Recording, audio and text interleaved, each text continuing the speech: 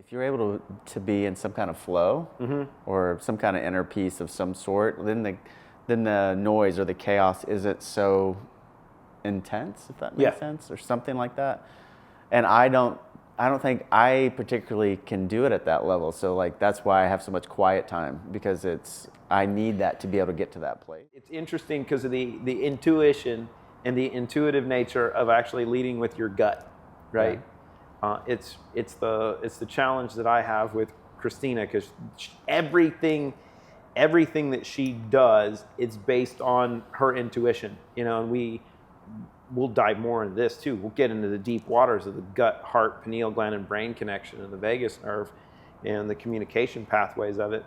But really understanding that your gut gives you that sense, and the creative process and everything that comes from it, of being able to walk in a room and go, this doesn't feel right, and yeah. And then if you pay attention to it, and if you're truly in tune with it, you're going to have that messaging.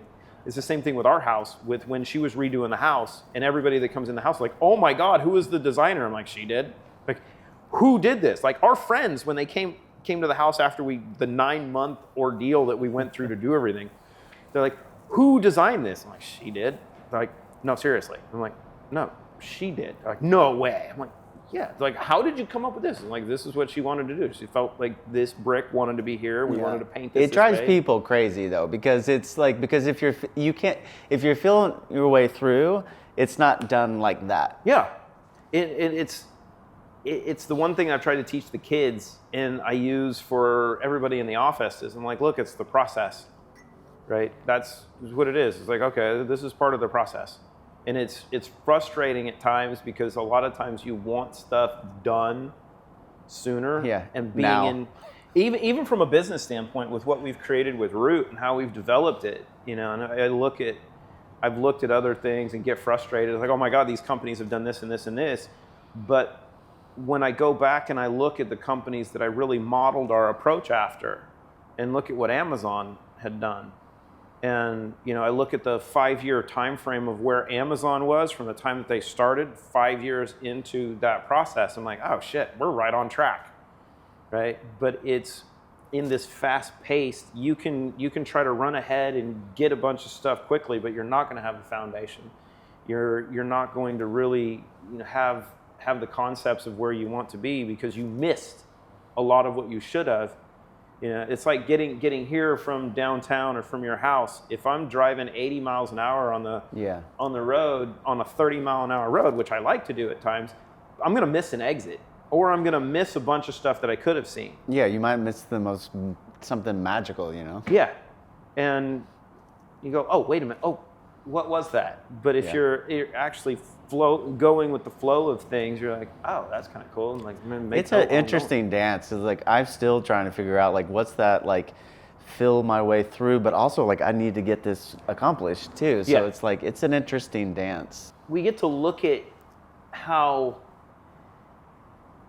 we want things done and how everyone else perceives it. But the one thing that I've learned by watching Christina function and studying quantum physics and an aspect of what we perceive as time doesn't really exist.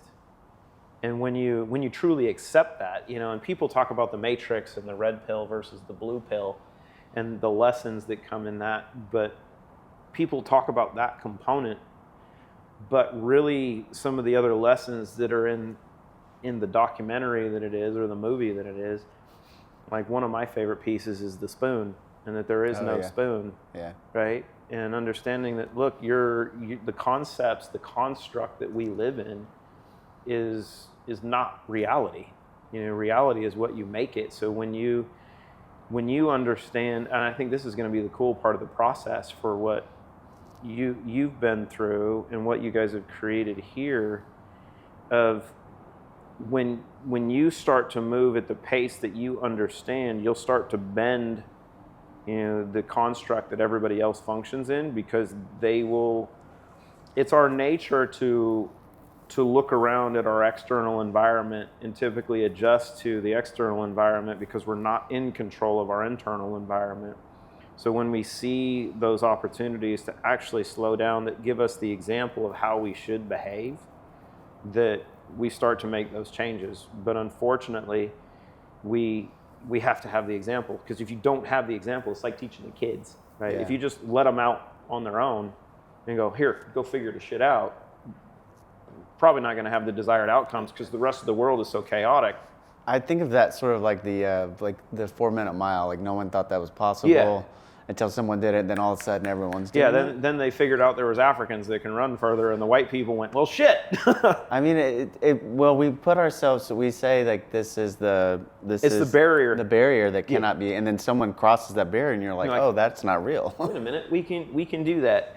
And it's that interesting dichotomy of understanding our creation. This is something that I've seen over the last 5 years, because of what Christina's created and what we introduced with Root, and understanding what we are, that we're not a physical mechanism. We're literally a byproduct of our environment. You know, the planet that we live in, regardless of how you perceive it, holographic, fractal environment, round, sphere, spinning, flat surface of some aspects, however you want to see it. That which we live in and we live on is 70% water, 17% silica, and a mixture of other components. And the human body is actually 70% water, 17% silica, and a mixture of other components. We're a byproduct of the environment that we live in, but it's how we're intelligently designed in this environment and how we interact with it that we get to start tuning it. And there's a level of function and a level of performance that we've been created with that we haven't been able to tap into. And when you start unlocking those things, whether it's due to a level of toxicity that's inhibited pineal gland function to actually light up, because that's our primary antenna, right? And it's been calcified for a little over 100 years or more to keep us from connecting. That when you start to unlock that and amplify that little crystalline antenna that sits in it, and you allow the soul and this tower to start connecting to everything around it, there's a level of function, there's a level of connectivity, and a level of performance that we've innately been given, right? That is built within us, because we are built in the image of our Creator, which is light. Sorry, theologians, we will talk more about this. It's not about religion, it's about spirituality, and I challenge you to debate me. But we're gonna have fun on that. But the aspect of figuring out what we are and then lighting it up, you're like, oh shit, there's a lot more here. And oh yeah, I mean, I think it's like it. I mean, when you talk about environment, for me, one of the things I think about with that too, of like, yeah, I agree with you. Like, it's like I look at it as like a channel, and there's a bunch of junk in there. Yeah. And like trash, and we're clearing it's the same thing out with the river. Trash. If the river's just full of shit, like Asia, it's like, what do? You got to clean up the river. Yeah. It's going to get clogged up. It's not going to flow as well. The fish are going to die. Yeah. The biosphere is going to be trash. Yeah, I mean, that feels like that's this important piece. I think the piece that people also forget, though, is that our environments do play such a big. There's such an impact on like, it's the external world is impacting our internal world, and our internal world is impacting our external world. It goes in this circle, and I think people forget that like we're constantly engaging. I mean, the concept of like our energetic bodies go outside. What do they say? Like 7 feet past 6 feet. 6 feet past our Is that skin. why they wanted to have people 6 feet apart? Probably, yeah. That your aura, when it's actually correct. Which, think about the effects of that. Not even having our whole life we have this connection with people, and then all of a sudden they turn it off for like a year or two. We don't have any. Hardly. And they got people to buy into that shit. Well, I'm just saying, like, that has an effect that's real. Like, and we're still dealing with that. I see people get together in larger groups, and I can feel how uncomfortable they are, even though they like all these people. You know? It's like we've sort of forgotten that piece. But I also like this idea of like everything around us is always affecting us, and I think we pretend like that's not the case. From our physical home environments. Too, but also like think about like how often are we connected to something like a screen all the time, and we have to find some way to counteract that to some degree, because otherwise we kind of lose who we are. We lose, more trash gets put in that channel. Well, and that's I think the point of the process of filling the time that we have with so much noise that you forget what's really truly important. And people want to plug in, but the key is being able to unplug. Yeah. And be present. Yeah, I mean, I like the way you said the noise. It does feel like noise. Yeah. It's electrosmog. Yeah. And yeah, it's been the fun part of learning from my wife, your sister, the savant, that she's the queen of flow, right? You watched her walk through an airport or walk through crowds of people. One of my favorite things to do. Have you skied with her? It's been a long time, but This is because I didn't learn to ski until, and all my friends used to go skiing, but I was always training and doing stuff as a kid, and then in college didn't have a chance to do anything. So when I moved to Nashville and got to finally get adopted into the house of Rahm, I got to go skiing with the kids, and we went. Where did we go the first time? I think Breck, and then Duquesne and Kreider and Preston were like, okay, here's how you're going to learn to ski. This is how you pizza? Let's go. And then I got to do 2 greens, and they're like, okay, let us go on some blues.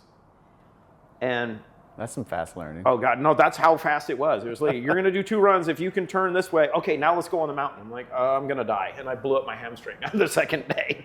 It was great. No, my knee. It was great. But my favorite thing to do on the mountain is just to ski with Christina behind her, because she literally just flows down the mountain. And she's like, oh, I used to do moguls and everything when we were younger with the kids, and they still love doing all that crazy stuff. But just watching her just go, da-da-da-da, and even going through people, because her nature is just to be calm and flow. And you go, she'll walk through the airport, and it looks like she's floating.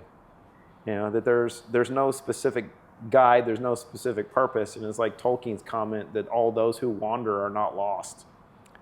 Right. It's funny having you talk about that, because I've watched her my whole life, and I've always wondered how she's able to do the things she does. I don't mean like the outcomes. I just mean like, how is she able to move through her day with so much going on all the time? Because I don't really have that in me. Like that's. Let's be clear. None of us do. It's not like us. But what you just said made me think, oh, I never really thought about this before. But if you're able to find like if you're able to be in some kind of flow, mm-hmm. or some kind of inner peace of some sort, then the noise or the chaos isn't so intense, if that makes sense, or something like that. And I don't think I particularly can do it at that level. So like that's why I have so much quiet time, because I need that to be able to get to that place. Well, and you can look at it from a river standpoint, as if you're going down the river on a noodle, or if you're in an inner tube, or if you build a bigger boat, the experience and the control that you have in that environment is completely different. Yeah, that's true. And being able to have the construct of knowing you're completely at peace, because you know where you are and you know what you're in. You might not understand everything that you have within the construct, but from an environment standpoint, everything else is going to flow around you while you're moving in your direction. It's the only analogy I can apply to that, in this. So when you get into the deep water, you know that you're completely at peace. And you go, okay, here. And then if things get rougher, which you get. Well, also like the other piece that it makes me think of as you're talking, I mean, I have my own version of this that we sort of talk about. My mind's at a much smaller scale, where I can see things. I've always been, like I said earlier, like I see things in my head, like I'm visual. And so Jocelyn, is always like, I'm just gonna trust that you see this, you can see where this is going, because I don't. That's hard for me to do.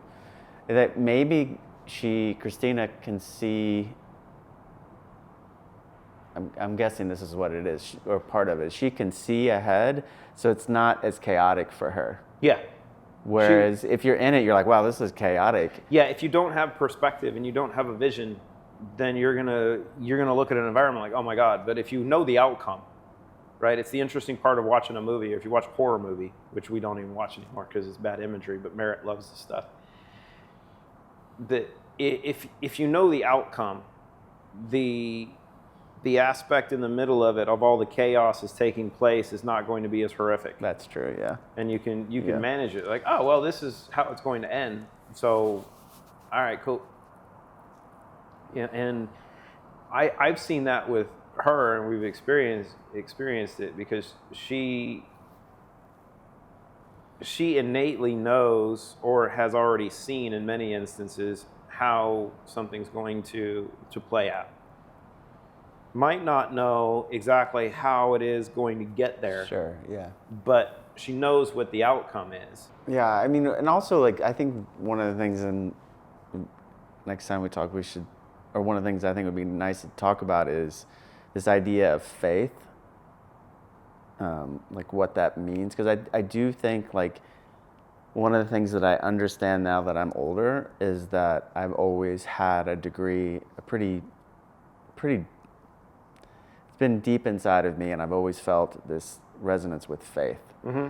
And I think it helps move through some of that chaos that we were talking about, or the noise.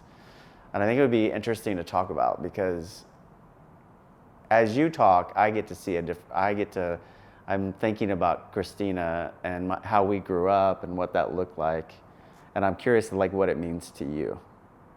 But let's talk about that. That'll be round 2, yeah. Or round 3 or 4. Coffee Talk, brought to you by Rahm Roast. Konnichiwa.